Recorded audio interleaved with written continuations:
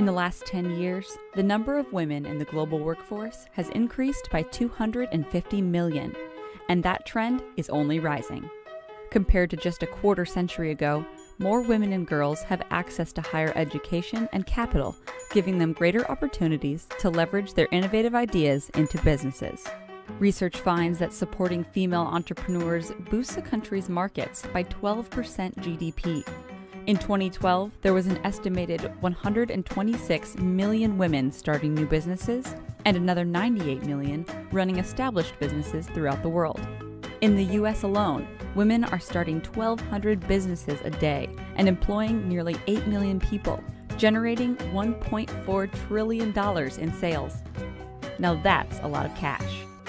But what's more, these strong women are building a framework for young women and girls to enter the workforce with fewer obstacles in the future. But our work isn't done yet.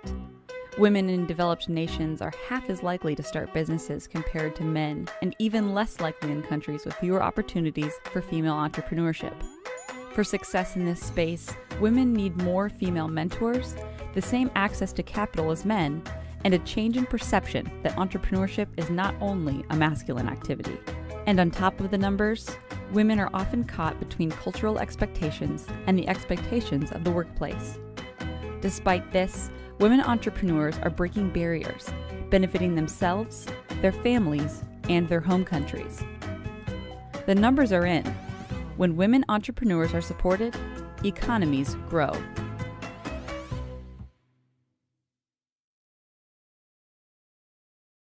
Buonasera. I'm Sophie Dvorak from the U.S. Consulate General in Milan. Along with my colleagues at our embassy in Rome and consulates in Naples and Florence, I would like to welcome you to today's Transatlantic Thursdays program. In honor of International Women's Day, which we celebrated on Monday, and Women's History Month, which we celebrate every March in the United States, we are thrilled to be joined today by startup expert Cheryl Edison to discuss women's entrepreneurship. As the intro video stated, when women entrepreneurs are supported, economies grow. Cheryl Edison knows this. She's a serial entrepreneur, investor, and global business development strategist based in San Francisco, California, where she joins us today. Quoted in USA Today, CNN, and the Silicon Valley Business Times, Edison serves startups, Fortune 100s, investors, property developers, universities, and civic leaders. Her work spans 57 industries across 5 continents. In 2019, Cheryl traveled to 16 countries, providing 167 strategy sessions, workshops, and keynotes in collaboration with organizations such as the Gates Foundation, SAP, Stanford University, and the U.S. State Department. After Cheryl's presentation, we'll be joined by our friend Miko Gardoni, Marketing and Communications Manager at Lendlease, who will follow up with some questions for Cheryl. And then Cheryl will answer your questions. You don't have to wait to ask, though. At any point, please type in your questions in the comment section on YouTube or Facebook. With that, I'll hand over the presentation to Cheryl. Cheryl, thank you for joining us at such an early hour in California. Are you ready to start? Unmuted here, unmuted and ready to go. Hello, Sophie. Thank you so much. What a pleasure. What a pleasure. I'm very happy to be here with you today. I can see everybody looking happy. It's 7 a.m. here in San Francisco, and I would like to know what time it is where you are. Today, we are going to be discussing entrepreneurship, and particularly entrepreneurship for women. Now I'm going to share my screen. I'm going to show you some slides, but I don't know that we'll get through all of them. We're going to get through as many as we can. We have 25 minutes, so let's get started.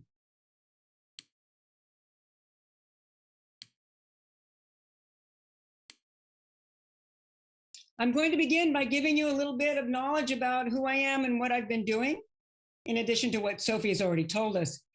I've dedicated my life to creativity, community, and commerce. During the course of my career, I've worked in a lot of different countries, and this slide shows you some of those countries. As Sophie said, it's 57 industries and 5 continents. This is a slide that we call the logo slide. It's a slide that shows you some of the companies that I've worked with around the world. These are the big companies, but I have to say that my absolute favorite is to work with startups, particularly with women who are just beginning with a new idea.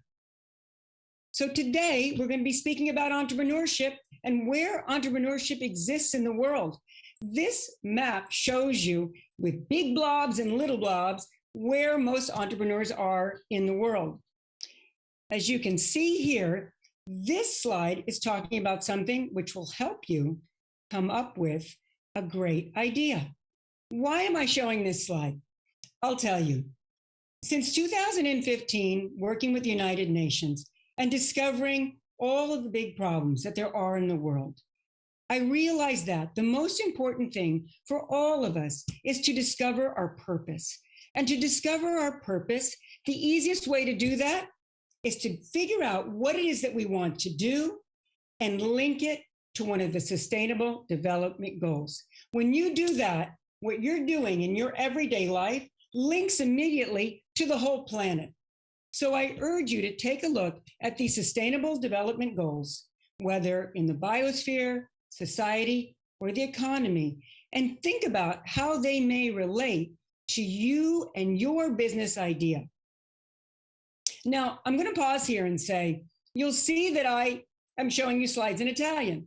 Now, I'm doing that because, of course, we're here speaking based out of the embassy in Italy. And I'm speaking to you, obviously, in English. My spoken Italian is not that great. But later, if you'd like to be in touch with me and speak with me in Italian or English or even Spanish, I would love to be in touch with you and help you. So again, my name is Cheryl Edison, and I'm pretty easy to find online, CherylEdison.com. I'm here to help you. So the question today is, what's happening in Italy? And really, what wants to happen next? How will you be involved with what wants to happen next? I'd like to tell you that the most important decision you will ever make is the decision about who you intend to be. As humans, we have the opportunity to decide who we intend to be. And that is the key decision when even beginning to think about launching your own business. Who do you need to be? So, there are many different styles to leadership. And this slide is going to give you some examples of all the different ways that people can lead. Now, they're not particularly divided into masculine and feminine, but I'm going to talk about them just a moment. See if we go back here. So you see, there are 4 basic types of leadership. Those who are very stable and very calm, and they do things methodically. Then there are people who are always conforming. They're doing the thing they're supposed to do. That's there in the upper left. The bottom right is very interesting. That's the influencer. Now, it's the same in Italian as it is in English. I'll tell you why it's important. It's important because the most successful leaders are influencers. They're not dominantes, dominants. They're not hierarchical. They're influencers, meaning that gives us an advantage as women, right? Because we tend to influence. We tend to convince. We tend not to demand top down. That's a tendency in our way of being just female, kind of how we usually are.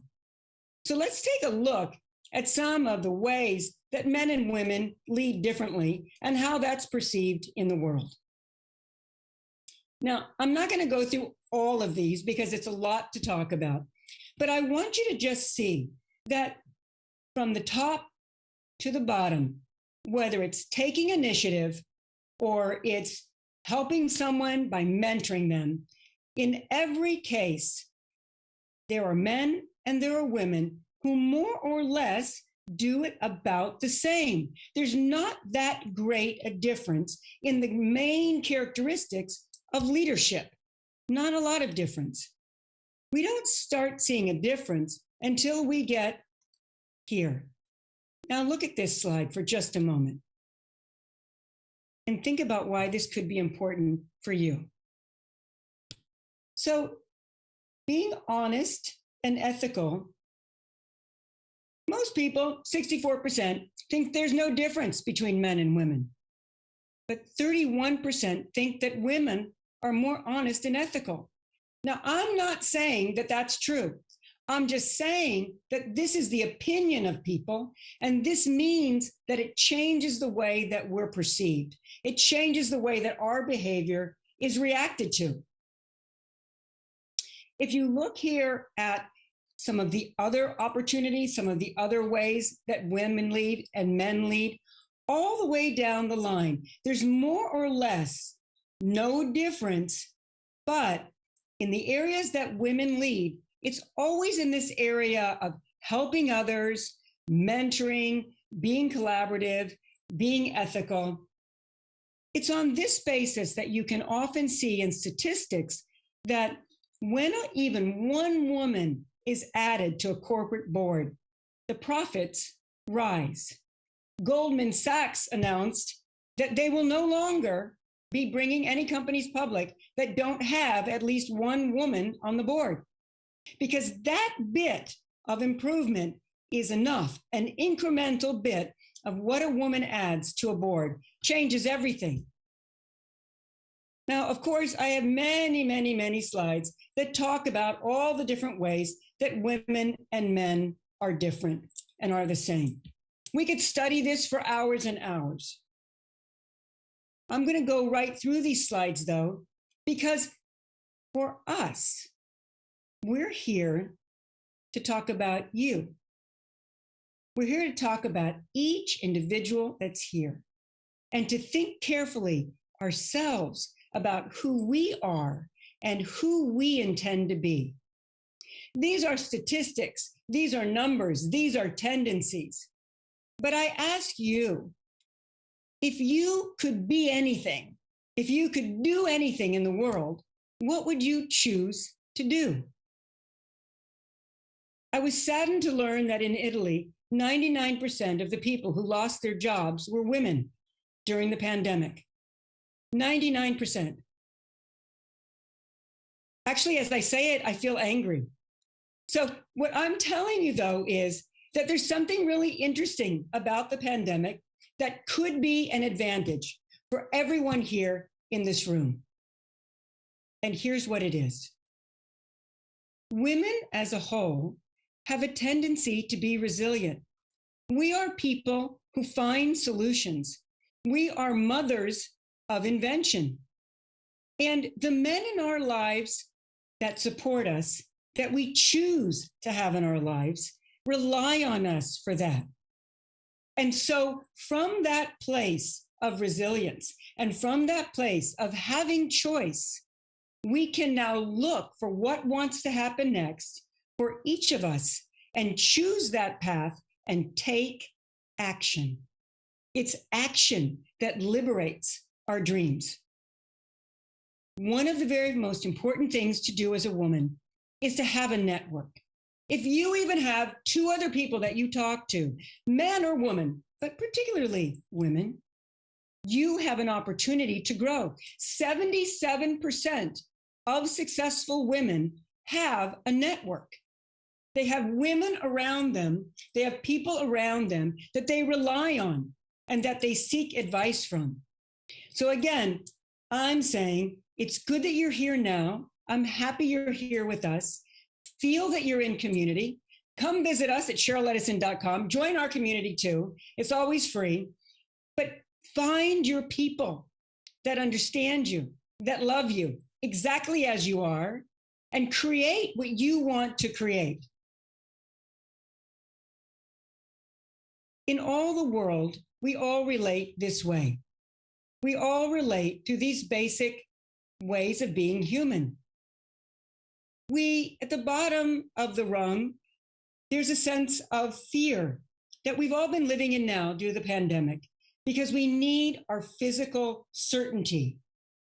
As we rise above having the physical certainty, we can approach satisfaction where we feel love and belonging. How can we change a feeling of fear? Move towards love and belonging. When you're surrounded by people that love you and you feel a sense of belonging, whether they're family or colleagues, and I'm using the word love very lightly. Remember, I'm speaking to you from California. So it's a lighter word for me. For me, love means that thing that brings you joy and the feeling of being who you intend to be. At the top, we have happiness. Happiness is actually the point of starting your business. And in fact, every product in the world is based on these tenets. I'll talk about that a little bit more another time. For now, I've only got about 15 more minutes. So let's keep moving. Oh, just a minute here. Let's get into the slides. So an important thing to think about when launching your business is that being in business has changed a lot. It used to be that what you would sell would be the thing that had the most value in your business. But as you see, as time has gone on, it's not about what it is that you're selling. It's about your brand. And I want to make sure you understand that we each are a brand. That is to say, we are each counted on for something, and that's your brand. When you're counted on for something, that's who you are, that's what you're counted on for, and that's how you are perceived in the world. And the same is true about a company.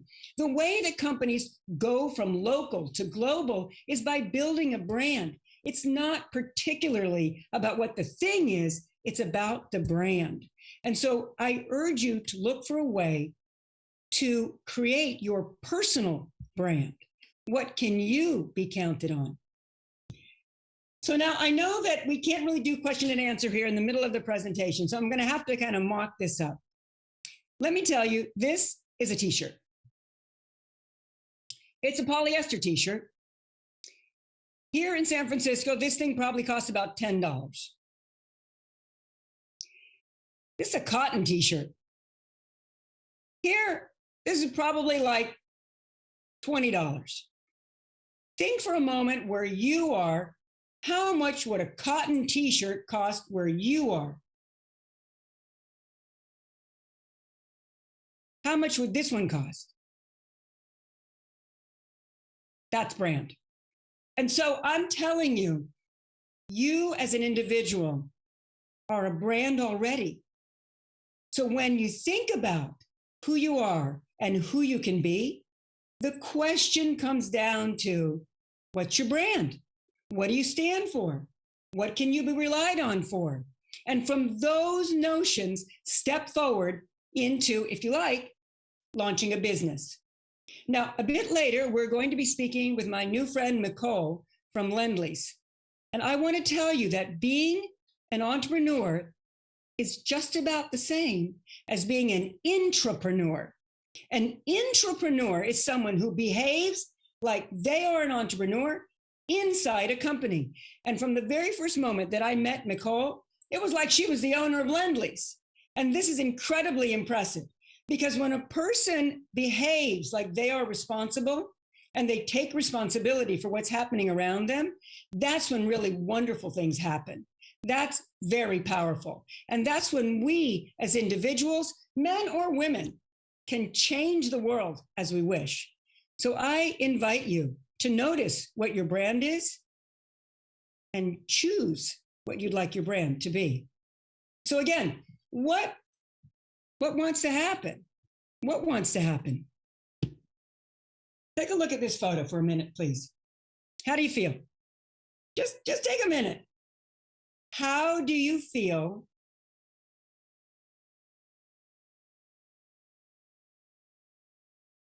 You have a choice. Do you feel afraid? Do you feel energized? This is your choice.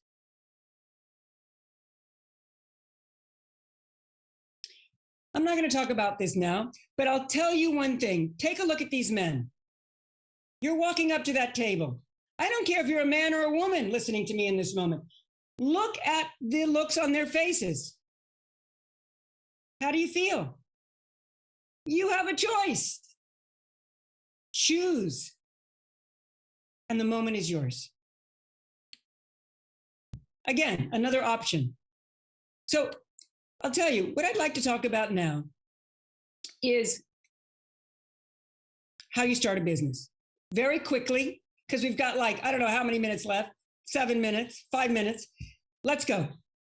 Every business in the world, everywhere, all businesses work like this. There are 5 steps: idea, product or service, measure the client response, pivot. This is centrale. The idea is you're going down a path and then you're suddenly, wait a minute, there's another opportunity. What can I do?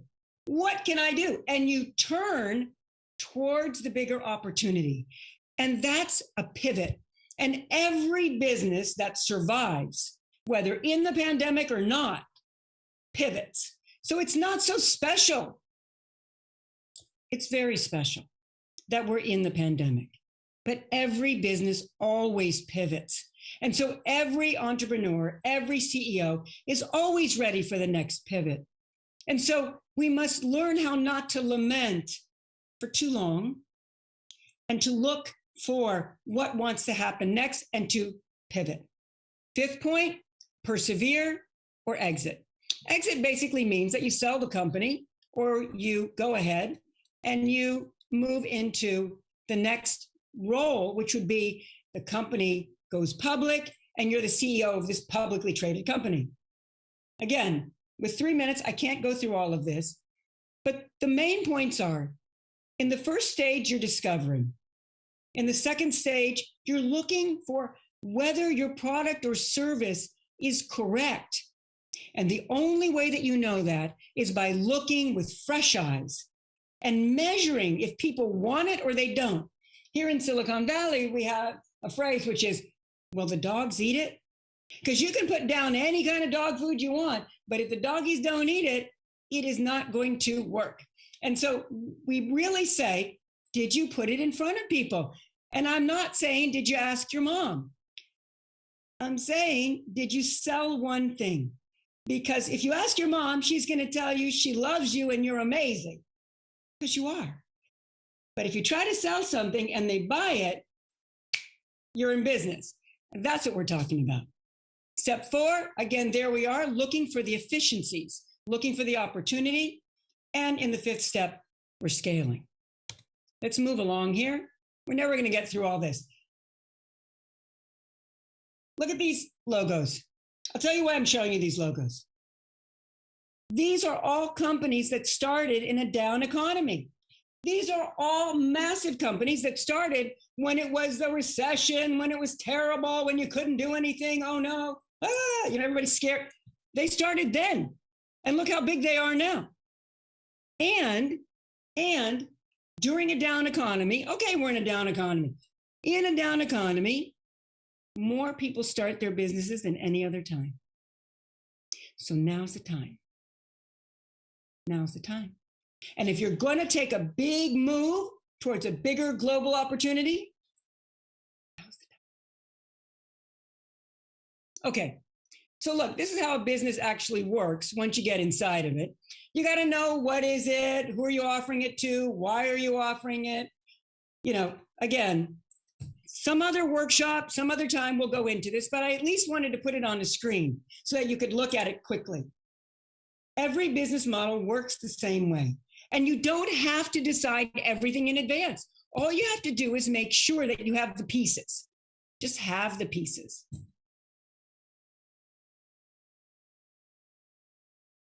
I was asked to talk a little bit about how a startup ecosystem works. Startup ecosystem begins with mentality.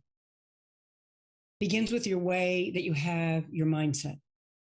If you simply carry your way of thinking forward as an entrepreneur and encourage whoever's behind you to join you, and if you look to the person ahead of you and say, hey, give me a hand, then you're creating a startup ecosystem. Now, there are these pieces, which are very specific pieces, and here's more detail on that and how a startup ecosystem works. This is, what it looks like. I think you may know that I've been launching startup ecosystems for many, many years, and I'm honored to have had the opportunity to do it for many countries, many cities around the world, and actually was able to expand the borders of Silicon Valley at one point about, 10 years ago.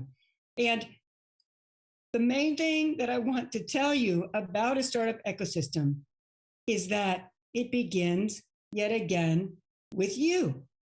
If you want to be around other people who applaud you, who want you to be all that you can be, there will be a startup ecosystem around you.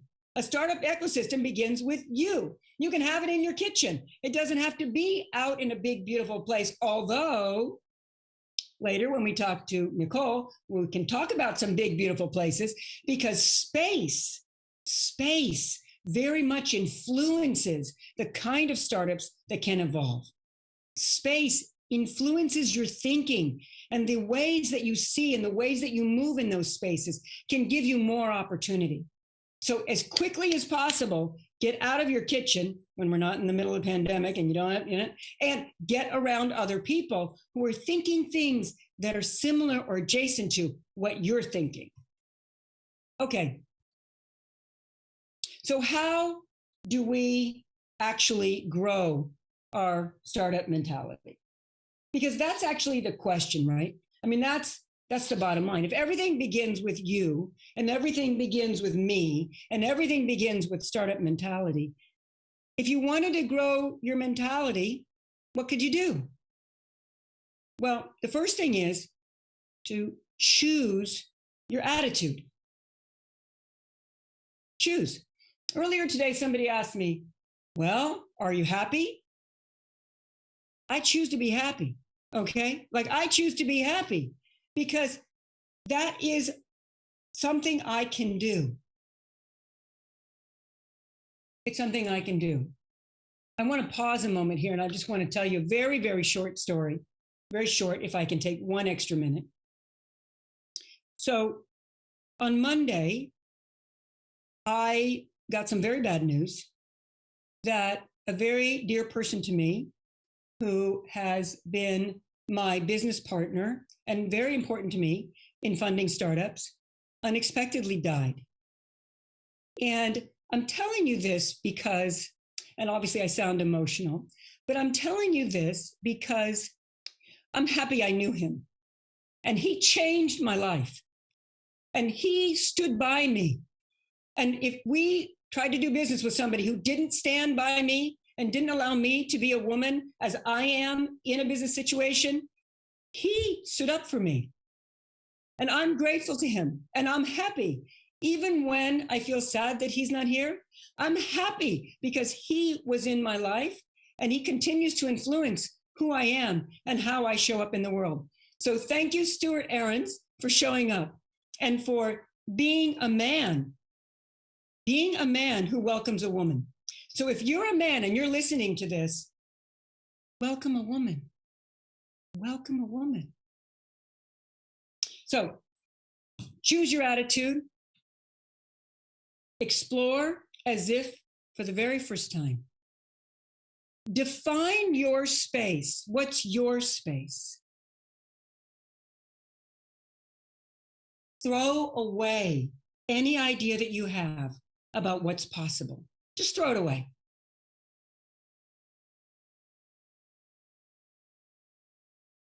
Begin to notice your rhythm and honor your rhythm. Use all of your senses, seeing, hearing, smelling, tasting, and that additional sense that so many of us have, but sometimes don't admit to having, your sense of intuition. Be playful. Have fun. You know, Stuart and I would laugh on our client calls. We would play with our clients, and we had such a good time. And that was one of the greatest things and one of the greatest successes of our work together, was just having fun as we were being successful. Reflect in silence. Take time for nothing. Look at a candle. Look at a flower. Take a walk with no one. Reflect in silence. It's important to take notice, to recognize what you have learned. Recognize what you've learned. And finally, I invite you to choose gratitude. Choose to be grateful. I choose to be grateful that Stuart was my partner for the time that he was my partner. And in each day, I choose something that is that day's, let's say, mantra of gratitude. And by choosing gratitude, I choose resilience. And everything becomes possible, and everything becomes more filled with joy. So I invite you to step into any room that is in front of you. I invite you not to wait to be invited. I invite you to look around you and see men being any way that they are, children being in skirts, in pants.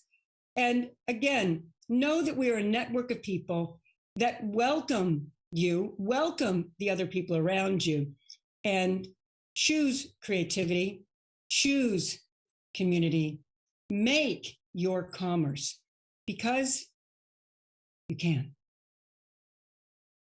Thank you. Wow. Cheryl, that was fantastic. Just so many really, really good takeaways from that. Thank you so much for that beautiful presentation. And I know we've got a lot of questions from our audience that will be coming in. If you have a question and you haven't yet, feel free to type one into the comment box where you're watching the program. But first, I would like to introduce our entrepreneur, Nicole Gardoni, who Cheryl mentioned during her presentation. Nicole is based in Milan, and she leads marketing and communications with Lendlease, a globally integrated real estate and investment firm. And today she's going to start our Q&A with Cheryl. Thank you, Nicole. Thank you, Sophie, and thank you, Cheryl, for your presentation. It was really incredible, and I like a lot the concept of being entrepreneur than just not entrepreneur, because probably that's where I am. Like, I'm accountable for what I do every day in a corporation, and I try to do my best. I try to change the world and try to be resilient and accountable for what I stand for. So that's probably my first question. We are building an innovation ecosystem in Milan, so I know the power and the importance of connection and of network. And as Lendlease, even as a global company, we are trying to raise diversity. What's your suggestion here? How can we have more women, and not just being more leader, but I think more accountable for what they have to do and to feel their voice and how they can shut up a little bit more? You know, the thing that I love the most about today is that this is a moment in which I know there are many men with us, and we are in this moment 3 women together. So I thank you so much for this question, Nicole, because the answer is in our presence here today. When we can make a moment in which we as women are in the foreground and the men are with us, and they're with us supporting us as well, this is how we begin to create more presence in every space that we are, and our voices become heard. Each one of us needs to step forward and welcome another woman. And we need to welcome men in a way that encourages them, our friends, our husbands, our brothers, our uncles, our fathers, to be with us and not make the mistake of being separate but equal. We must welcome them with us, and to be an example of how we welcome them with us so that they can see also how to welcome us with them. And not wait. One last thing on this topic, one last thing. I was speaking to a young woman the other day. Her name was Laura. Laura's probably here. I hope Laura's here. So Laura, who is in Bologna, that Eugene, a member of my team, introduced me to, she was saying, well, maybe in 10 years, women may have some power. And I said, why 10 years? Why not now? And her response was, and this is very important, was because too many older people who say it's not now. But let me tell you what, Nicole, we each make reality. And I say it's now. Do you say it's now? Yeah, you're shaking your head. Yes, you say it's now. So who's going to tell us it's not now? I'm not waiting 10 years. I'm not waiting. And you know what? There is a similarity that I was thinking about. We're building places. We are in the construction sector. And lots of people, and we are thinking to build a city that's built without any carbon and without any fuel fossil. And everybody's saying that it's impossible, but we're saying, no, it's not impossible. We're building that now. So my question here is, I think that even in the construction sector, and sometimes we all go to meetings, and you have worked in the property development sector as well, so you know that. Most of the people are men. Even probably in innovation, I think most of the people are men. Yeah. What's your suggestion there? Like when you enter a room that's full of men, what, as a woman, what would you do? Like, I think that probably, as you mentioned before, we have to be, and to use the female touch, be more empathetic and still be female. I don't believe in having just masculine leadership. But what's your suggestion here? Okay.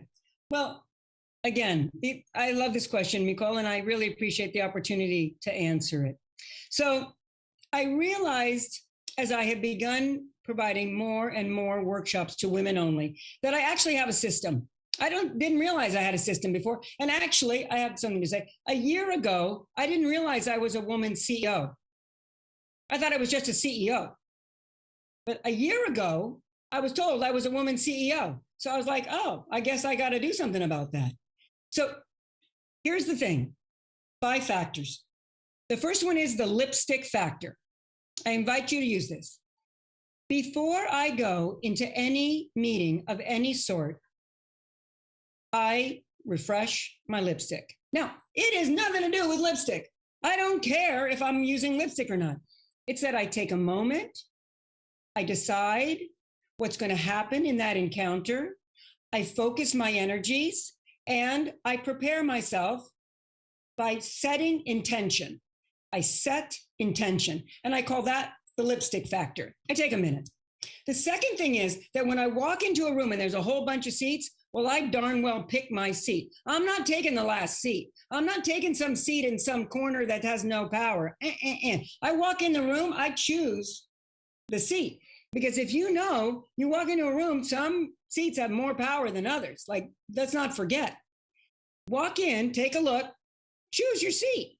And if there's somebody in your seat, well, see if you can get the seat anyway. I mean, ask, can I sit here? So the third thing is, we have an opportunity, and I recommend this to everyone. This is for women, but it's for everyone. Look at the dynamic. Notice the dynamic in the room. Notice the dynamic at the table. Who's related to who? Who's doing what? Where is the power? What's happening? Notice the dynamic. So that's point number 3. I'm not saying do anything with the dynamic. Just look at it. Just see it. Just see it. And number 4, and this is the one, I was working with a group of girls in tech this afternoon. Had a kind of hard time explaining this one, but I'm going to say it anyway. Hold the space. Now, hold the space means that you're holding the energy of the room as you intend it to be. And you're creating the ambiance with your very self. And you're maintaining that in the space. And I can't say a lot more about that, but you can do it, and that really helps. And the 5th one is, don't forget to get the result. So many times you can do 1, 2, 3, and 4, and then forget what the hell you came there for, and forget to actually get the result that you're in the room for, what you're at the table for. Especially because at many of those tables, when they're all men, there's alcohol. And I don't know about you, Nicole, but I am not a big drinker. And if they start pouring all that alcohol, I'm like, make me a mocktail. So basically, you have to stay focused on what is the result, because there's all the dynamics, there's all the people, everybody's doing stuff, they're all men. Get the result. Take attention off myself, get the result. That's what's working for me. That's really good. I think your suggestions are just great, Cheryl. I really believe that even just the lipstick factor, as you mentioned, it's important because you just stand in front of the mirror probably, and you just realize how important you could be, and even that your different point of view will make a different, like you will make you will be really important for the meeting to proceed, and the flow of thought will be different if you just stand, instead of standing silent, you stand and speak. Yes. Thank you, that. Probably I will just pass over to Sophie because probably we have some questions from the people that are listening to us.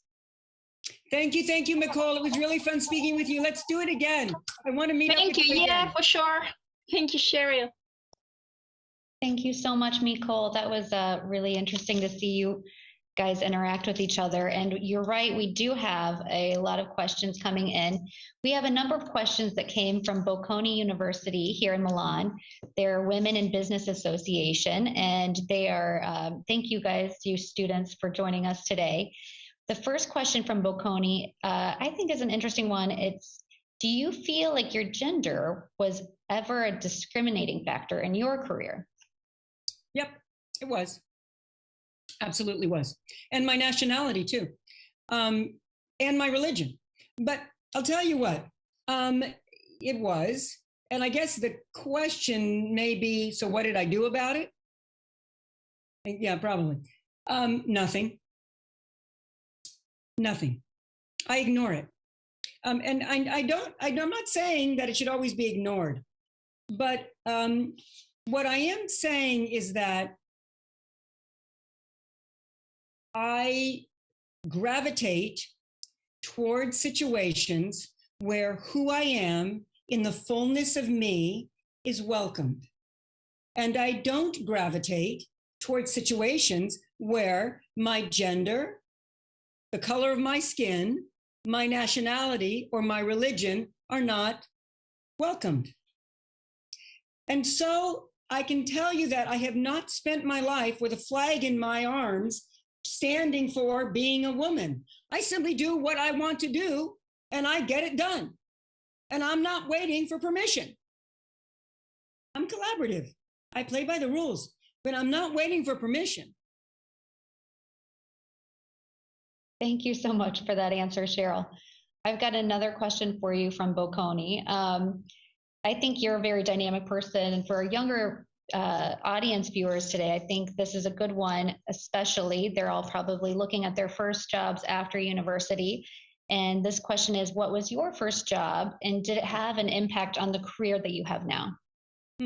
Well, okay. So I have a bit of a long story about that, but I'll be brief. So, of course, as a young child, I babysat. Then I worked in restaurants. I loved working in restaurants. And actually, I think I learned quite a lot about how to manage many, many things, including holding the space, by working in restaurants. But my first big job came, so I left home at 15, and I started trying to figure out what I was doing. It was not an unhappy leaving, but I was figuring it out. And I ended up at 17 traveling in Europe. And it was there that I had the opportunity to, this is going to sound kind of odd in this context, but I ended up in a situation in which it was offered to me to be a model in this show in Paris. Why? I have hair. I have hair now, right? So I had hair. It was a hair show. They needed the hair. They hired me for this. As a result of this, I was being me. So I was organizing behind, even at 17, I was the same person, right? I was organizing things. And the guy, make a long story short, he cut my hair too short. He didn't mean to, blah, blah, blah, blah. Saw me crying, came over, invited me to Spain. A couple of weeks later, I ended up in Spain. He wanted me to model. This was not going to be right. I asked him if I could work as a secretary. And he said, have you ever been a secretary before? And I said, no, but in high school, I learned to type 35 words a minute. And he said, well, let me talk to you about that. He came back the next day, poured champagne, lifted a glass of champagne, and he said, you are now the secretary of my new international division. And in that moment, he launched his international division. And I then worked for this gentleman for 7.5 years, based in Spain. I didn't speak Spanish at the time, by the way. In Spain, based in Barcelona, launching operations for him in the 13 countries around Europe. And that's how I learned to do what I do today, by doing it. Because the guy was completely unreasonable. His name is Luis Jongueras. Luis Jongueras. He was like Stuart. And Luis Jongueras would ask for the most ridiculous thing. He would be like, I want to have salons in Germany. Go make a relationship for me.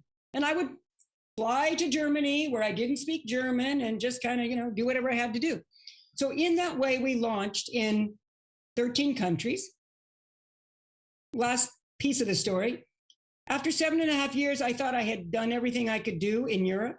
I have no idea why I thought that. I was 24. I was like, I have no idea. Anyway, I flew to New York and I had an opportunity to launch Revlon in Puerto Rico. And that was my very first launch that I did by myself. And that's how I learned to do launches for companies that were not from my boss. I learned I could do it myself. And that was it. And I've been launching ever since. Wow, that is amazing. I think to hear you doing such big things at such a young age, it just shows that we all have it within us to do big things, even the youngest among us. I want to switch gears. I have a question from Fabio. Okay. And he is a university student in Naples. And he is asking, how important is mentoring for nurturing a different way to look at a more equal gender society? Well, I don't think that mentoring is particularly the key to a more equal gender society. But I will tell you that mentoring or networks, which is the same as mentoring, it's peer-to-peer mentoring. Mentoring and networks is the number one thing that we have to make change. That's what we need. We have to have people around us that we can air our ideas to, and we can test them out, and we can proceed with them with people around us. I can tell that we're going over time. Is that what's happening here? We have to stop? No, not at all. Go ahead. Are you done with that question or no? I'll just make one more sentence. And so, Fabio, I really love that you're focusing on mentoring because it is key to success. And actually, when you hear about advisors and consultants, they're all mentors. But it's really important to have mentors just in your life, because when you have mentors in your life and you can mentor someone else, that's when the flow really begins to happen. Thank you for that, Cheryl. I'm going to go back to Bocconi's questions because we have a lot from this wonderful group. Here's one. In what ways do you think being a woman in your field, or let's say just specifically in entrepreneurism, is an advantage? I think you discussed this a little bit in your presentation, but if you could just hit a couple points. Okay. So let me say this. Because I've worked in 57 industries, I'm going to say that as Nicole said, the construction and property development industry, oh my Lord, it's like, 19 men for every one woman. And the woman is like sweeping the floor somewhere. I mean, not the case with Nicole, obviously, but it's very like this. So the advantage of being a woman up until now for me has been differentiation. You see, because we are each a brand, and when we are easily differentiated, we stand out. So that means that I have had an opportunity by being the first woman ever in the room, the first woman ever to say this or that, to break paradigms and to actually move in a direction where people had not gone before because it was unexpected. And because it was unexpected, like when I came up with this concept for turning the Dodge Plymouth car plant on 23 acres into the nation's largest makerspace and expand the borders of Silicon Valley, the guys who owned that building were like, "You're going to do what? What's happening?" And so then when the White House came out and they were like, "This is amazing. This is what we want to have happen." So being a woman has been helpful to me as a differentiator.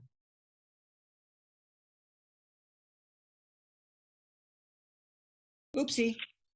Thanks, There we Cheryl. go. Yeah. Sorry Papers about that. flying around. No, they happen to me too all the time. So I have one more from Bocconi, and this is, what do you consider your greatest success? Oh my gosh. Being here right now with you. So I basically believe that every moment stands on every moment before. And this moment is the greatest moment. This moment is the doorway to everything else that will happen. I'm very pleased to have met you, Sophie. I've had a really wonderful experience with you. You are so entrepreneurial, and you're in the state, and it's very unlikely to be entrepreneurial in this inside what is a government organization.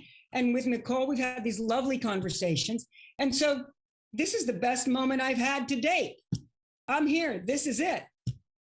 This is it. I'm so happy. I'll tell you, I'm so happy. I want to take a selfie. So here we go. Like, I'm happy. This is it. Well, thank you. I feel like we all have to consider that a very high compliment from you, Cheryl. Thank you so much. I think we have time for maybe a couple more questions, if that's okay with you. Keep going. All right. So we have one from Delia, and she asks, how can we grow our businesses? This is obviously, you probably need a few workshops on that, but if you had a few points. Okay. So do you remember in the presentation, Delia, when there was this slide that looked like this? It was a triangle, and it was Maslow's hierarchy. So Maslow's hierarchy is a way that you can relate to your product or your service. So the very first thing that you want to do is you want to identify where on Maslow's hierarchy your product or service is. Are you selling into belonging? Are you selling into satisfaction? Are you selling into security? See where you are. The second thing that you want to do is write your elevator pitch if it has not been written yet. The sheer act of getting your elevator pitch pulled into place will grow your business. Why? Because every time you come in contact with anyone, it will make everything very focused. And so let's be really clear. What needs to be in there? What is it? Who is it for? Why does it exist? Where can you buy it? That's it. If you do those and you do them very, very carefully, and you can get that done in a minute, you're on your way to growing your business. Thank you. And I think this might be a good one to kind of close on. And I think that this would be an interesting one for you. Is there anybody that inspired you or that represented a role model in your career? So this is another one of those questions that I take a little bit differently. So I'm now going to name 6 people. Okay, I'm just going to name some people. But what I want to tell you is that I hold as role models every individual I come in contact with every day. Because a role model is not this one person and there they are and I'm trying to be like them. No, it's a smorgasbord. We get to choose anything. You can choose any characteristic from anybody you come in contact with. It could be a 3-year-old child, a 90-year-old grandmother. It could be somebody that you're working with and you like many of the characteristics. But for me personally, I'm making my own dinner. I'm making my own dinner. And so I'm picking and choosing different characteristics. And so I'll say it like this. Luis Jongueras, the man that hired me in Barcelona, I hang on to his spirit of being unreasonable. That asking for the unreasonable is the key to success. There's another person that I just adore, Fred Bullock. Fred Bullock was CMO in huge companies like Nokia and HP, and he worked in Apple. And he's somebody who was my boss when we launched Firefly, a mobile phone for kids in 15 countries in Latin America and then on into Europe. And he is one of the most amazing things about Fred, whom I call Sir Fredley, one of the most amazing things about Sir Fredley is that he has the uncanny ability of asking just the right question to cause me to suddenly come up with an answer. And so I would love to be like Fred in that way. Robin Abrams. Robin Abrams launched Apple in Asia. Robin may be one of my dearest friends on the planet. And she has a way of, she's on 3 publicly traded boards. She has a calm, precise, deep wisdom in her that I love to channel. I would love to emulate her in so many ways. I'm going to give you 2 more people because I said I would. I am going to say that, I'm going to say a combination. 5 people on my team. Gabrielle from Uganda. Elisabetta, Serbia. Marisol in Mexico. Laura, now in Bologna. Eugene in Moldova. I attempt to learn from them every single day. Every day, I learn something new from them about who I am and who I intend to be. Every day, every day, every day. And of course, because I want to honor my dear friend and colleague, Stuart Ahrens. Stuart showed me that it's not always necessary to take on every client. We don't have to work with people. We can just work with people who appreciate us. And we don't have to do work with someone if they're not actually accepting the work. And this is a very big lesson, because for me in my life, I'm like, I want to give, I want to do it. Come on, let me help you. I'll just, if I feel bad, it's okay. Let's make it happen. And with Stuart, I really learned that no is a defining word. And people know you by your no, oftentimes much more than they know you by your yes. Thank you for that. I feel like there were a lot of practical takeaways just in you listing your inspirations. I know I said that was the last one, but if you had time for one more, I promise, Please. then I won't take your time any longer. Okay, this is one more from our friends at Bocconi. And it's, what would you say? I think it's a good ending question. What would you say to the future generation of women that want to have an entrepreneurial career? Don't wait for permission. Don't wait for permission. The time is now. This is your moment. There's no better time to be you. There's no better time to make a decision than this moment. This is the only moment. Make a decision. Be. This is the best time ever to be an entrepreneur. So I welcome you to be an entrepreneur with me, with our tribe of entrepreneurs and intrapreneurs. Don't wait for permission. The only person stopping you is you. Step forward.